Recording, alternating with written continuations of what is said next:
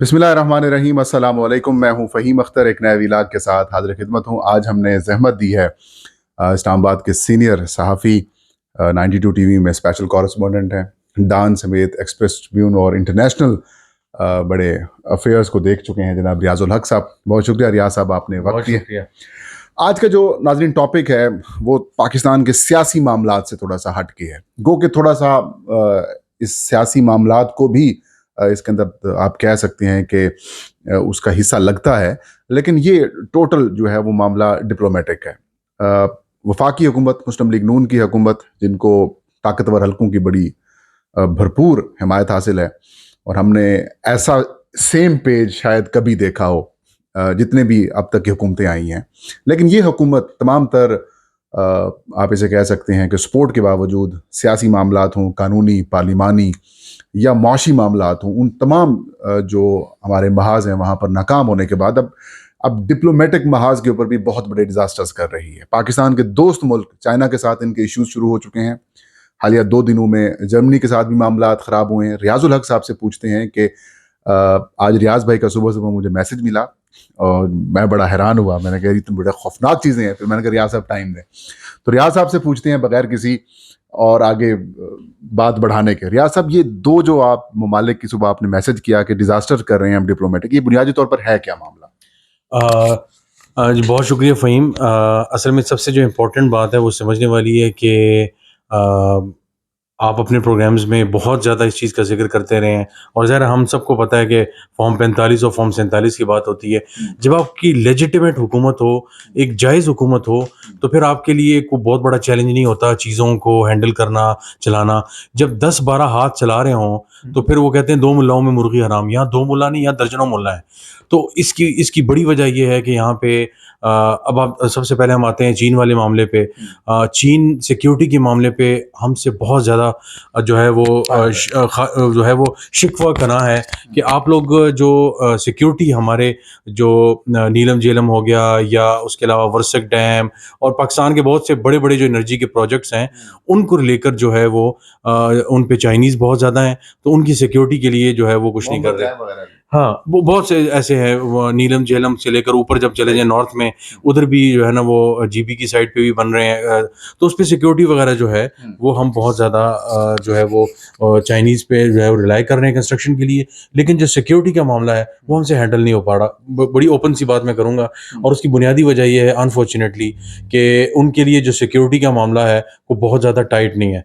और अगेन मैं ये खुल के कहूँगा कि हमारी सिक्योरिटी की जो सारी तवज्जो है वो इस वक्त पाकिस्तान तहरीक इंसाफ पे है, पॉलिटिकल अफेयर्स पे है, सियासी मामलात पे है। तो आप दूसरे मामला आप 2-3 महाज़ों पे अब जंग नहीं लड़ सकते।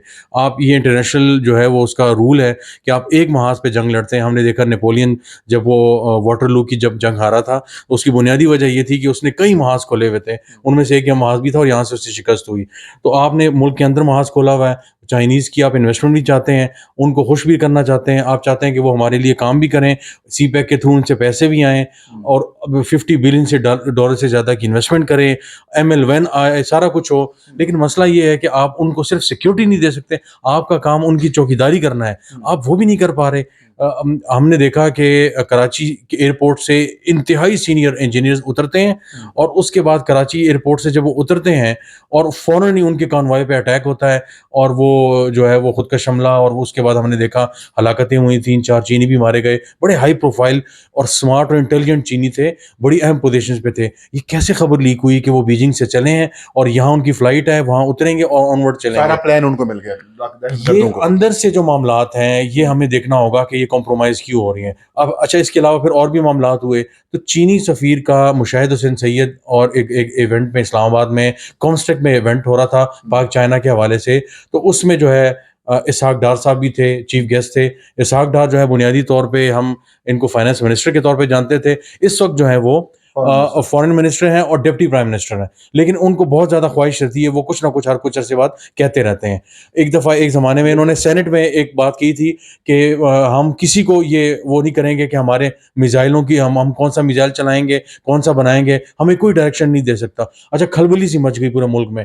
बाद में जनाब उसकी सफाइयाँ देते देते ये थकते नहीं थे कि ये ओपीडीएम के दौर में ये हुआ था, और इन्होंने कहा था कि नहीं वो ये था, वो था। भाई कौन आपको डायरेक्शन दे रहा है? कौन आपको कह रहा है कि मिसाइलों की रेंज जो है वो कम کریں یا زیادہ کریں, کھل کے بات کریں. اور وہ بیسیکلی عوام کی کنزمپشن کے لیے تھا, وہ جسے کہتے ہیں بلف مارنا یا دیسی زبان میں بھڑک مارنا.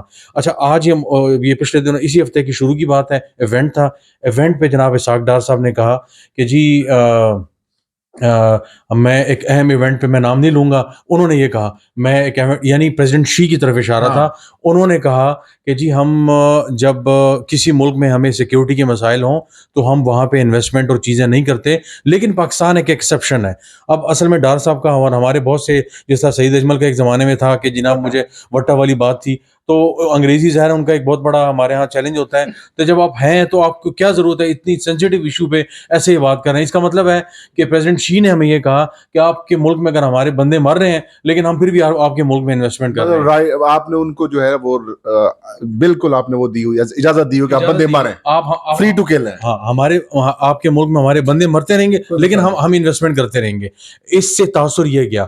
اچھا چینی سفیر موجود تھے وہاں پہ, وہ جو ہے پہلے تقریر کر چکے تھے, چونکہ مہمان خصوصی تھے, انہوں نے تقریر کی اور پھر ڈار صاحب نے تقریر کی, اور اس کے بعد جب تھوڑا سا ایونٹ ہوا تو چینی سفیر نے ریکویسٹ کی کہ انہوں نے بات کرنی ہے, اور چینی سفیر آئے اور انہوں نے کہا کہ it is in acceptable for Chinese for them Chinese to be killed in their جو ہے نا in پاکستان, اور وہ سارا ہم یہ برداشت نہیں کر سکتے. اور انڈائریکٹلی یہ ایک ریبٹل تھا. ایسا کہیں نہیں ہوتا کہ چیف گیسٹ ایک دفعہ بول جائے اور وہ دوبارہ آ کے وضاحت دے رہا ہے. یہ بدقسمتی تھی کہ ان کا آنے کے کہنے کا مقصد یہ تھا, آپ یہ نہ سمجھیں کہ ہمارے ملک میں جیسے ڈار صاحب کی طرف تھا کہ جی بندے مرتے جائیں گے, ایسی کوئی بات نہیں ہے. تو ظاہر ہے اس کو ڈار صاحب نے غلط انٹرپریٹ کیا. اب اچھا اس کے بعد کیا ہوا کہ ظاہر ہے چیمہ گوئی شروع ہو گئی. اس بات کو ایک دو اخباروں نے چھاپا, زیادہ اخباروں نے نہیں چھاپا, ظاہر ایک ایونٹ تھا. اچھا اور بہت سا میڈیا ظاہر ہے کوشش بھی ہوتا ہے. اچھا ایک اور مسئلہ جو سب سے بڑا اس میں یہ ہوا کہ اگلے دن فارن آفس میں بریفنگ تھی, اور بریفنگ میں جو ہے وہ 4-5 جو ہے صحافیوں نے یہ سوال پوچھا. جی جی یہ یہاں پر آ جاتا ہے نا معاملہ نیشنل انٹرسٹ کا, جی کہ آپ ڈپلومیٹک معاملات کے اندر یا فارن کے معاملات کے اندر جو ہے نا آپ اس طریقے سے گفتگو نہ کریں. چائنا کے ساتھ پاکستان کا آپ کو پتہ اتنا بڑا تعلق ہے, اور پاکستان میں جس طریقے سے معاشی سرگرمیاں بھی وہ بحال کر رہے ہیں ایسی پیک کے ذریعے, یہاں پر جو نیشنل انٹرسٹ ہے وہ یہ نہیں ہوگا کہ چائنیز کو پروٹیکٹ کیا جائے اور ان کا جو مفادات ہیں ان کا تحفظ کیا جائے, بجائے مسلم لیگ نون کے یا پھر اسحاق ڈار صاحب کی ایک چول سے. شنگھائی تعاون تنظیم کا اجلاس ہوا اسلام آباد میں, اور آپ نے دیکھا کہ پن ڈراپ سیکیورٹی تھی, ایئر ٹائٹ سیکیورٹی تھی کہ کسی کو ہلنے نہیں دیا جا رہا تھا.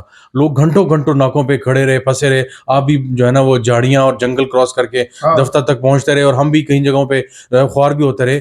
ایک بڑا ایونٹ تھا ہوا, چینی یہاں پہ آئے, چینی وزیر اعظم یہاں پہ موجود تھے, اور ایک بات جو حیران کن ہے وہ یہ تھی کہ صرف اور صرف ان کا جو مدعا تھا وہ یہ تھا کہ چینیوں کے لیے سیکیورٹی کا کیا کیا جائے.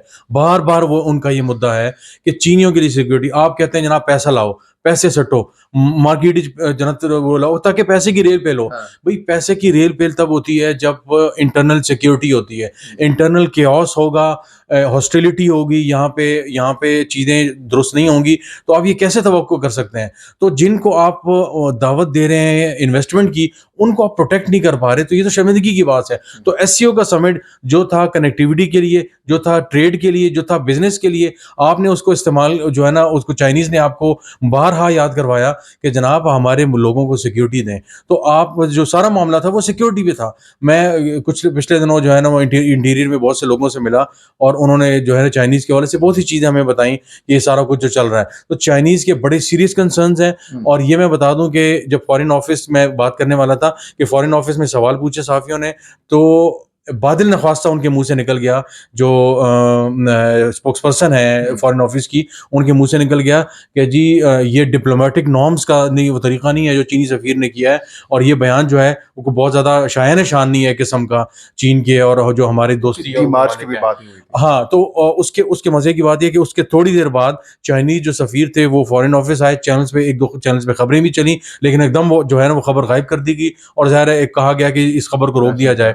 لیکن بدقسمتی یہ ہے کہ کہا کیا کہ ڈیمارش کر دیا گیا. ڈیمارش کا مطلب یہ ہوتا ہے کہ آپ جس طرح پاکستان والے سائفر والے معاملے پہ امریکی سفیر کو جو ہے وہ فارن آفس طلب کیا گیا, یا انڈیا کے سفیر کو طلب, ہائی کمشنر کو طلب کیا جاتا ہے یہاں پہ دوسرے اس طرح کے معاملات میں. تو چائنیز سفیر آئے, لیکن بعد میں انہوں نے خبر یہ چلوائی کہ جناب وہ اصل میں کچھ اور معاملہ تھا, اور وہ روٹین کے چکر جو ہے وہ فارن آفس ان کا لگتا ہے ایسا کچھ نہیں تھا. ہو سکتا ہے ڈیمارش ہوا ہو, لیکن ممکن نہیں ہے کہ پاکستان کے چین کے ساتھ جو تعلقات اور معاملات ہیں ڈیمارش ہو. لیکن ظاہر ہے ایک ہوا ہوگا کہ آپ برائے مہربانی پبلک ہونے کے بجائے, تو چینیوں کا مزاج ہے کہ وہ پبلک بالکل نہیں جاتے.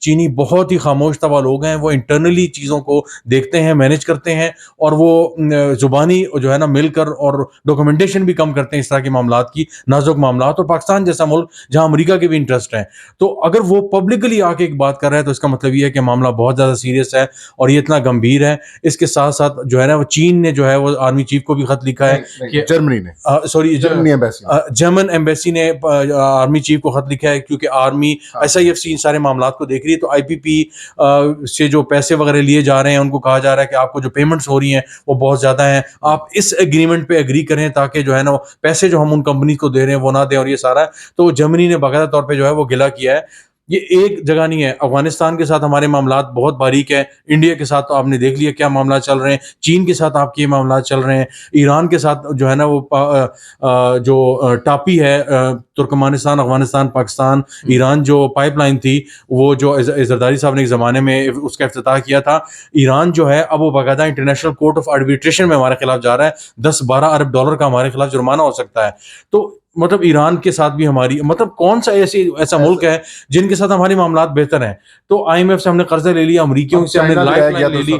چائنا ہمارا قریبی ایسا ملک تھا جو ریجنلی ہر حوالے سے ہمارے لیے بڑا سوٹیبل ہے, اور ہمارے ملک کی ترقی میں ایک ذرا, اب اگین میں یہ کہوں گا ایک لمبی تفصیل ہے یہ کہ جی کوئی بھی جو ہے نا وہ دوست اور دشمن نہیں ہوتا, آپ کے انٹرسٹ ہوتے ہیں. تو ذرا چائنیز کا انٹرسٹ ہے پورٹس اور بہت سی چیزوں کے حوالے سے پاکستان میں انٹرسٹ رکھتے ہیں, لیکن آپ اس کو یوٹیلائز کریں اپنے فائدے کے لیے.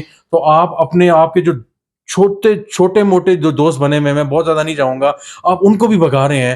آپ نے کس کو خوش رکھا ہوا ہے؟ آپ اپنے گھر پہ آپ نے دشمن وہ بنا دیے ہیں, اور آپ بیرون آپ کے پڑوس میں بھی آپ کے دشمن ہیں. آپ چاہ کیا رہے ہیں؟ تو اس وقت فارن آفس لیول پہ ہمارے بہت بڑی کنفیوژن ہے کہ سمجھ نہیں آ رہی کہ ہم نے فارن پالیسی کو لے کے کیسے چلنا ہے, کیونکہ حکومت فارن پالیسی کو لے کے چل نہیں رہی. ڈار صاحب کے پاس فیتا کاٹنے کے علاوہ, تقاریر کے علاوہ, وزٹ کے علاوہ کچھ نہیں ہے. پالیسی میکنگ ان کے ہاتھ میں ہی نہیں ہے. تو اس وجہ سے یہ صرف تقاریر کی حد تک رہ گئے ہیں. جب آپ کے پاس تقریر کرنے کو ہو اور کچھ کرنے کو نہ ہو تو پھر آپ ایسی بلنڈرز کرتے ہیں جو ڈار صاحب نے کیا ہے. یہ ڈپلومیٹک کیٹاسٹروفی اسے کہیں گے, یہ بہت بڑا ڈیزاسٹر ہے. نہیں, یہ جو ساری وزیر خارجہ صاحب کی آپ جسے کہہ رہے ہیں کہ ان کا ڈیزاسٹر ہے, انہوں نے بلنڈر کیا ہے, یہ جان بوجھ کے کیا. ایک سینئر سیاستدان ہے مسلم لیگ نون کے, مطلب یہ کہ آپ اسے کہہ سکتے ہیں کہ جس کے اوپر سب سے زیادہ نواز شریف صاحب کا اعتبار ہے. اصل میں ہمارے ہاں یہ پولیٹیکلی کیا جا رہا ہے, جان چھڑوائی جائے حکومت سے. نہیں, میرا یہ خیال ہے کہ ڈار صاحب جو ہیں ان کو اندازہ ہی نہیں تھا کہ یہ جو بات کرنے جا رہے ہیں اس کا کتنا زیادہ ڈپلومیٹک جو ہے وہ بلو ہو سکتا ہے. اور وہ ہم نے دیکھ لیا, چینی سفیر نے جب فوراً اسی ایونٹ میں آ کے آپ کو جواب دیا, اور پھر اس کے بعد جو ملاقاتیں ہوئی, سارا کچھ ہوا, چیزوں کو رفع دفع کرنے کی کوشش کی گئی.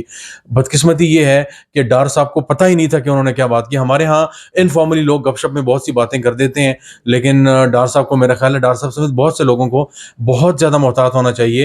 اور جب آپ ڈپٹی پرائم منسٹر بن ہی گئے ہیں اور آپ فائنانس منسٹر نہیں بن سکے, تو برائے مہربانی ملک پر خدا را جو ہے نا احسان کریں, اور کم از کم خاموش ہی رہ لیں.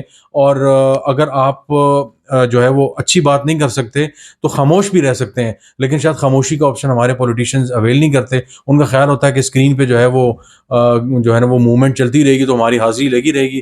لیکن یہ بہت بڑی بدقسمتی ہے. میرا خیال ہے اس کو کور کرنے کی یہ کوشش کریں گے. اب دیکھتے ہیں اس پہ کیسے بیک ڈور چینل کیا چلتا ہے. بہت شکریہ ریاض صاحب, آپ نے قیمتی وقت دیا اپنا. ناظرین, دعائیں کی جا سکتی ہے. مجھے اور ریاض صاحب کو اجازت دیجیے. علام صاحب کہاں بھی ناصر.